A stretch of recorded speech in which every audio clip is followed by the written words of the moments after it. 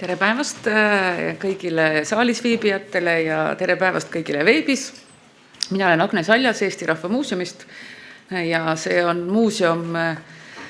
mis on tavaliselt kuulnud selle poolest, et meil on väga suured Eesti rahvakultuuri kogud ja püüan täna veidikene siis vaadata peamiselt siis ERMi näiteid sellest, et kuidas siis rahvakultuuri kogu, mis meie jaoks loomulikult ei lõppe ära kuskil 19. sajandisse, vaid me tegeleme väga palju samamoodi kaasaja kultuuri uurimisega, mis ka kunagi muutub rahvakultuuriks, kui me seda niimoodi nimetada soovime. Ja on olnud väga rõõm täna kuulata nii erinevaid ettekandeid, nii erinevatest rollidest, mida muuseumitel ühiskonnas on, sest see on see muuseumi töötaja argipäev, et sa kogu aeg oled sunnitud otsustama, et millise rolli sa võtad, millise rolli sa endale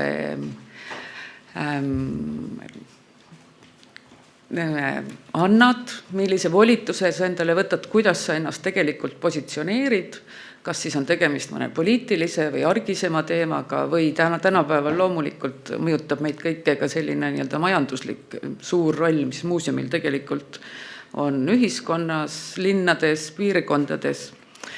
Aga täna ma siis püüaks keskenduda sellele digitaalsele muuseumile. Ja eks me kõik teame, et ammu on igasugused füüsilised piirid muuseumitel ületatud. Muuseumid on Eestis olnud väga tublid selles, et leida investeeringuid ja minna kaasa kõige selle digitaalsega, mis veebis on. Et sellist moonikalaadseid sotsiaalmeedia kurusid võib-olla liialt ei ole, aga tore, et neid tuleb arheoloogiast ja meie vanema ajaloo osas. Aga see, mis juhtus COVID-i ajal, seda mäletavad kindlasti kõik, kuidas tuurid, ekskursioonid, et see hüppe, mis juhtus, kas mina tegin midagi? Ma ei vajuta midagi. Et see pakkumine, mis siis veel kord plahvatus või kui te külastate Eesti näituseid, siis need, mida te näete näituste, ma ei teagi, kuidas eesti keeles öelda, immersiivsete lahendustena, et need kõik on väga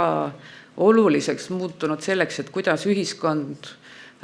aru saab sellest, mis on muuseum, kuidas me tegelikult vahendame seda, mida me muuseumitest teame, mida me uurime, millist teaduskoostööd me teeme. Ka mängude hulk, mida tehakse, on tohutu.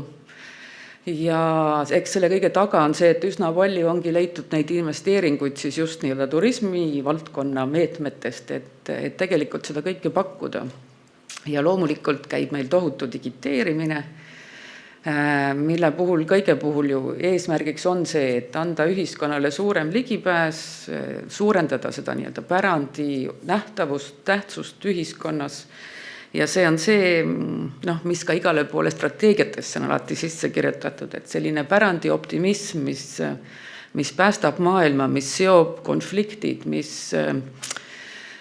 pärandi innovatsioon toob kaasa erineva ettevõtluse arengu, kes hakkab pärandist lähtuma ja kõike muud, et selline optimism, milles me elame, on tegelikult hästi tohutu ja loomulikult see peabki meid muuseumi valdkonnana edasi viima või pärandi valdkonnana. Et eks ta reaalsuses tegelikult tähendab seda, et ega need kasutajad võib-olla sellega alati ikkagi kaasa ei tule. Et kui ma näiteks toon ERMi näite, siis üks ERMi uue hoone avamisega tekkinud just selline väga vajadusepõhine innovatsioon on meil siis muuseumi e-pilet, mis on väga hea selline digitaalne lahendus, mis aitab meil vältida seda, et kui inimene satub näitusele, et ta näiteks ei näe 5 keeles näituse tekste, et tal tekiks selline võib-olla raamatu lugemise hirm, vaid ta saab siis selle piletiga oma keele ära vahetada, väga hea praktiline tööriist. Samal ajal saab ta siis ka alla laadida selle teksti, et saada teada siis nende materjalide taustast, mida seal näitusel siis pakutakse. Ja lugeda siis neid tekste hiljem kodus, et mahuna võiks siis öelda, et seal on umbes 350 lehekülge erinevate teadlaste kirjutatud materjale, mida on siis omakorda lihtsustatud mitmetel kordadel, et aga üsna laiale publikule oleks sisuliselt ligipääsetav. Ja eriti välismaalased teevad seda väga hea meelega, kes satuvad võib-olla Tartusse ERMi ühel korral. et nad laevad neid tekste alla, aga mis siin salata, nii kui puudub interaktiivsus kogu sellel arendusel, siis jääb ta tegelikult ikkagi üsna passiivseks ja nii-öelda see investeering, mis on tehtud, mis algselt oli ka mõeldud selle jaoks, et külastajad saaksid valida, leida üles selle sisu, mis on neile isiklikult oluline, et see nii-öelda pärsib seda veidikene, see tehnoloogia või meie ei suuda elus minna kaasa nende digitaalsete tehnoloogiliste arendustega, mis siis on igal pool mujal nii-öelda tehnoloogilises maailmas. Ma panin ühe slaidi siia juurde nendest nii-öelda siis nagu uurtest piiridest, et millest me võib-olla selles digioptimismis liiga palju tegelikult ei räägi, et hetkel siis on ka selline meeldiv AI optimism saabunud Eestisse. Ja see optimism just põhineb sellel lootusel, et tekib miski, mis aitab veel paremini inimeste jaoks neid huvitavad teemad, neid huvitavad erinevad materjalid siduda, nii et meil oleksid keskkonnad, mis siis tõesti aitaksid inimesele igale küsimusele peaaegu vastust leida ja aitaks seda teha nagu seosega. Aga ilmselgelt ei ole meil Eestis ka seda otsust veel olnud, et mida me siis oma tohutute erinevate pärandi valdkonna kogudega teeme, et kui nii-öelda numbriliselt öelda, et kas Rahvusarhiivil on näiteks 6 miljonit digitaalset ühikut väljas, muuseumi infosüsteemis on äkki see kogus kuskil 3 miljonit, siis on raamatukogudel Ester, et need miljonid ja miljonid on nii tohutud, mida me oleme digiteerinud, et kuidas siis nendega nii-öelda paremini opereerida, neid paremini leida. Ja teiselt poolt ega ei ole ka olnud sellist otsust või ka vajadust ju otseselt, et me tegelikult, olles selle kõik avalikustanud oma väga keerukates süsteemides, mis lähtuvad muuseumide, arhiivide 100 aasta tagustest nii-öelda lahendustest, et ega me ei ole ka siiamaani neid liialt palju tegelikult reklaaminud, et need kasutajad, kes nendel kogudel on ju ikkagi tegelikult need samad, kes võib-olla traditsiooniliselt 50 aastat tagasi, et need on uurijad, tudengid, koduloo uurijad. Ja see avalikustamise pool on jäänud ka, näiteks kui võtta muuseumite materjalid, et ta on üsna palju olnud üks ühele selline ülekandmine sellest materjalist, mis siis on omal ajal kirjutatud kuskile peakataloogi. Et ega neid sisulisi muudatusi ei ole tehtud ja see on ka olnud see, mida on tahetud hoida, et see nii-öelda omaaegne legend, omaaegne sisestus ühe eseme objekti kohta, et see jääks meil tegelikult alles. Kuigi kui vaadata nii-öelda kuskile võib-olla veidikene analüütilisematesse andmebaasidesse pärandi osas, siis et tänapäeval seal ikkagi tuleb selline hüpikaken, mis püüab öelda, et arvestage, et see tekst on siis kirjutatud 100 aastat tagasi näiteks või 80 aastat tagasi, kui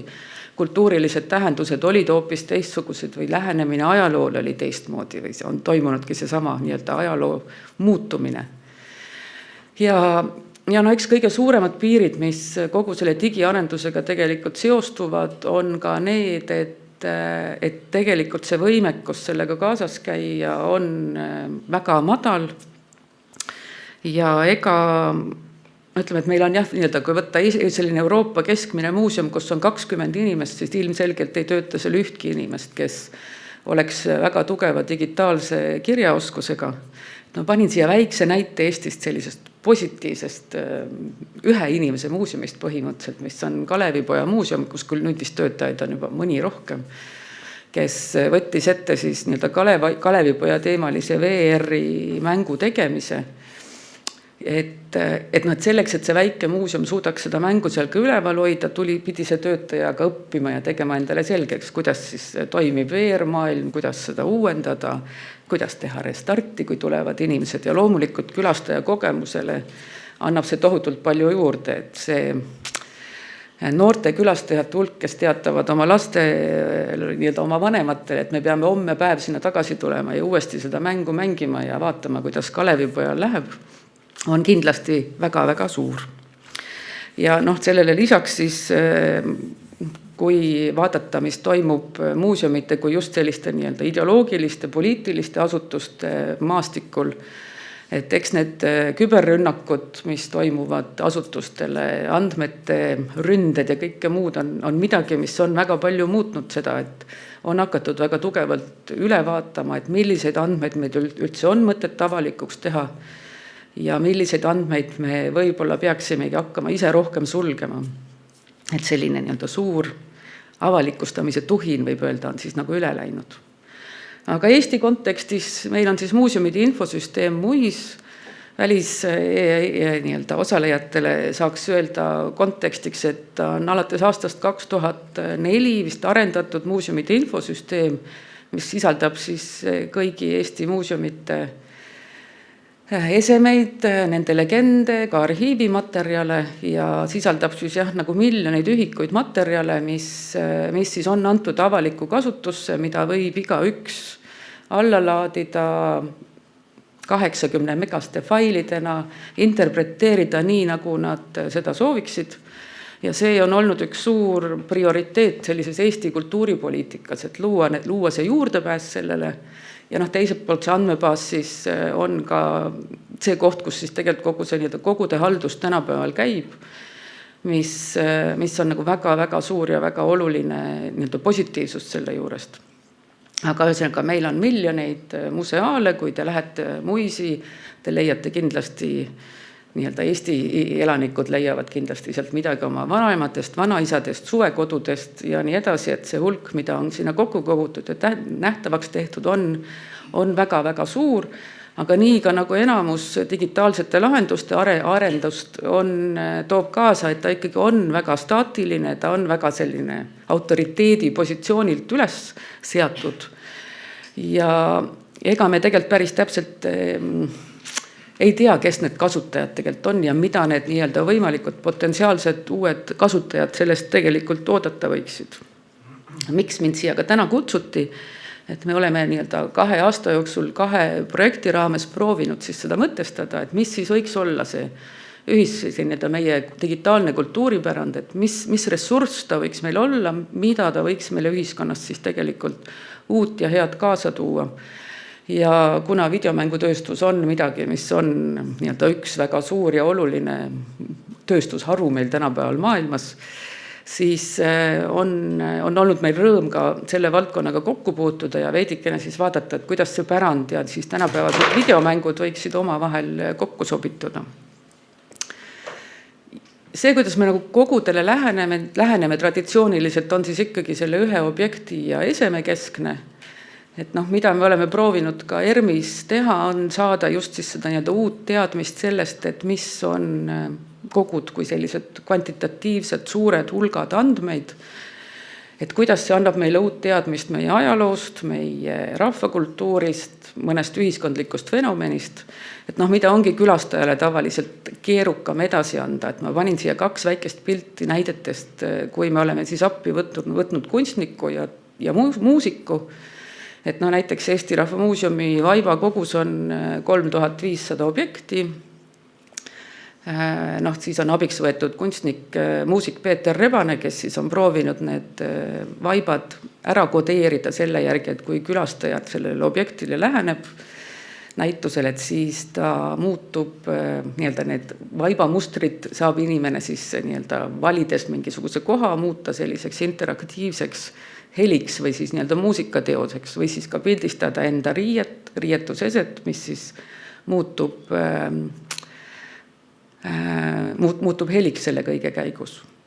Et sellised, ütleme siis nagu lihtsad lisakihid, mis on proovitud siis tekitada selle peale, et aidata inimestel leida mingit lähedust nii-öelda siis rahvakultuurse materjaliga. Enamus kogu sellest valdkonnast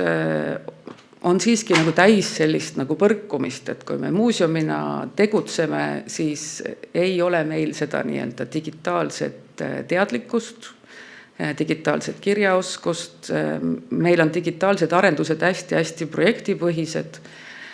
Mulle väga meeldis Moonika ettekandest lause, kuidas kõik see sotsiaalmeedia üles ehitamine on väga-väga ajamahukas, mitte et nüüd teadlasel mingi teise formaadi lahendamine ei oleks ajamahukas, aga see põrkumine, mis toimubki sellise teadusliku teadmise ja sellise meediamaailma vahel, et see on midagi, millega meil on väga raske suhestuda ja meil ei ole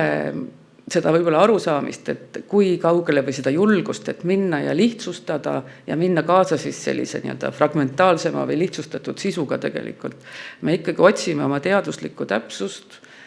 Meil on selline kuraatori positsioon, et ütleme, et enamus sellised nii-öelda keerukatel teemadel tehtud mängud, kui nad ei ole ka muuseumite endi poolt tellitud, alati nagu põrkuvad näiteks sellesse, et mänguarendaja teatab, et teie mäng, et teil on väga tore mõte, millest te tahate mängu teha, aga et sellest ei saa mitte kunagi mäng, vaid et olge kena, kirjutage sellest ikkagi artikkel, et see nii-öelda mängustamise vidinad seal juures jäävad siiski kõrvale ja me ei ole harjunud sellise kiire nii-öelda arendustsükliga, millest siis tegutseb kogu see tehnoloogia valdkond. Valisin siia nii-öelda kokkuvõtlikuks 3 näidet noortest, mida me oleme katsetanud, et iseloomustada ja veidikene siis ettekannet kokku tõmmata. Et me kõik teame, millised on tänapäeva noored, et nad viibivad palju erinevates elektroonilistes kanalites, keskkondades. Ja ilmselgelt, kui neile öelda, et minge muuseumide infosüsteemi ja võtke sealt mõni objekt ja tehke sellega midagi, nad ei tee mitte midagi, sest nad lihtsalt ei saa aru, miks nad peaksid sinna minema ja kuidas nad peaksid sealt süsteemist midagi üles leida. Et see, et me avalikustame midagi või see, et meil on nii-öelda mingi tehnoloogia, mis lubab meil seda vahendada, et see ei anna tegelikult meile veel mitte mingisugust sellist koostöömomenti tegelikult selle grupiga. Ja me loomulikult teame seda, et igal põlvkonnal on oma selline nii-öelda meediatarbimismuster. Nii nagu minul oli oma põlvkonnaga on sarnane meediatarbimismuster, nii on see ka tänapäeva noortel. Aga me teame ka, et nad on väga kõvad sisuloojad, nad loovad sisu kogu aeg päevad otsa ja pärandil ei ole tavaliselt sellesse tegelikult mitte mingisugust kokkupuudet. Esimeseks näiteks ma tookski digiloomingu konkurssi, millega me ise alustasime eelmisel aasta, äkki suvel, kui me tahtsimegi, proovisime läheneda noortele erinevatel kanalitel, tuues siis kokku erinevate Eesti mäluasutuste arhiivikogud, kutsudes neid üles, et neid siis tegelikult kasutama. Ja meile laekus peale seda, kui me olime suutnud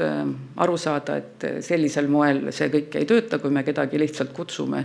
Et me olime nii-öelda jõudnud lõpuks selleni, et me tegime õpetajatele õppematerjale, kuidas leida üles andmeid, kuidas otsida andmeid,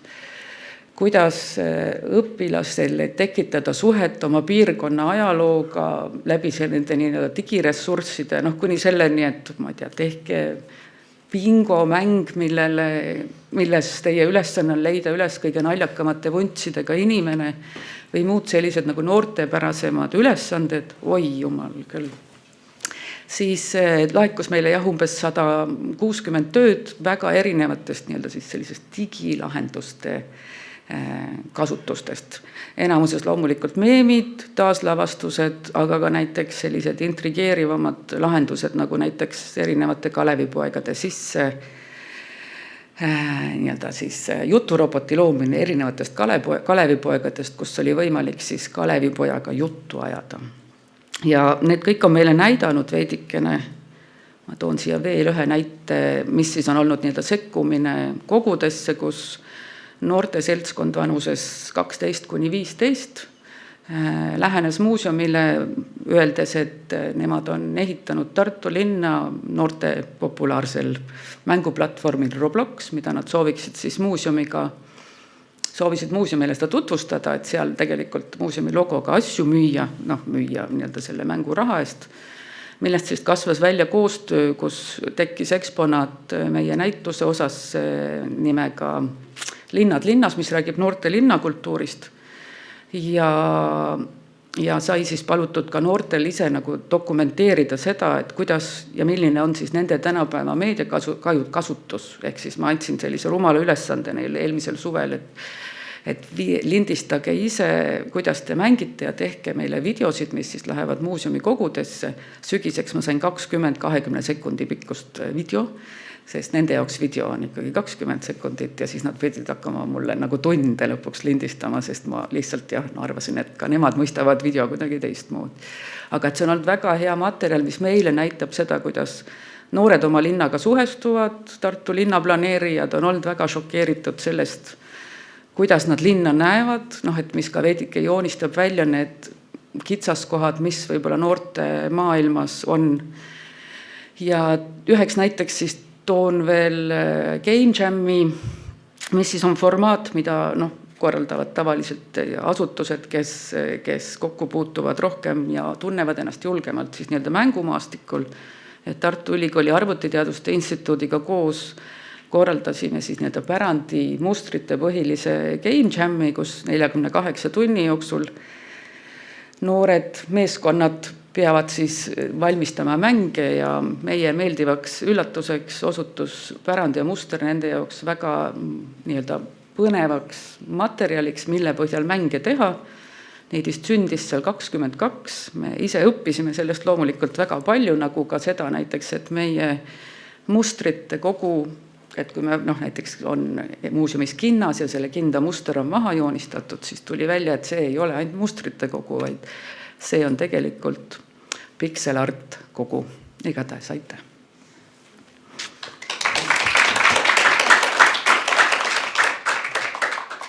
Suur aitäh jälle väga toreda ettekande ja põneva teema eest, et palun kommentaare.